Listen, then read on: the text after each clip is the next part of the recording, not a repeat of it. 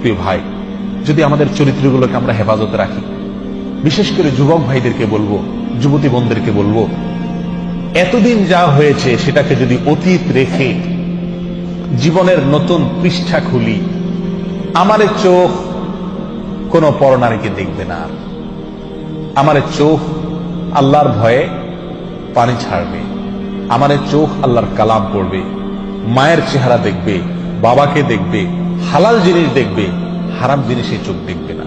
এই প্রতিজ্ঞা যদি আমরা কোন যুবক করতে পারি, কেমন যেন আমি জাহান্নামের পথ থেকে লাফ দিয়ে জান্নাতের পথে চলে আসলাম, কেমন যেন আমি জাহান্নামে পড়তে যাচ্ছি, সেখান থেকে ঝাঁপ দিয়ে জান্নাতের দিকে ঝুঁকে গেলাম। আল্লাহ আমাদেরকে সবাইকে তওবাহ নাসুহা করার তৌফিক দান করুন। প্রিয় ভাই, এই চোখের গুনাহ, এই চোখ দিয়ে যে হারাম জিনিস আমরা দেখি, এটা কত জঘন্য, এটা কত জঘন্য। এই অপরাধ, এর রেশ, এর প্রভাব, এর অ্যাকশন, এটা বহু সময় পর্যন্ত থাকে, অনেক সময় বছরকে বছর থাকে, চাইলেও এটার অ্যাকশন থেকে মানুষ বাঁচতে পারে না।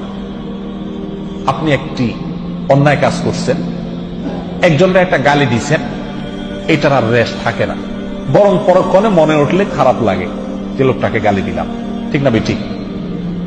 আপনি একজনের প্রতি অবিচার করছেন, সাময়িক অবিচার করছেন, অন্যায় করছেন, শেষ হয়ে গেছে, শেষ।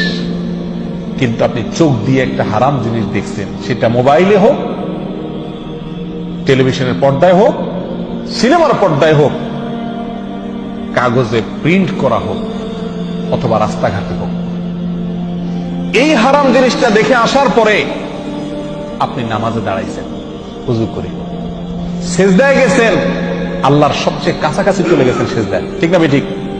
বান্দা সবচেয়ে আল্লাহর কাছে যায় কখন? যখন সিজদায় থাকে, তখন আপনি সিজদায় গেলেন।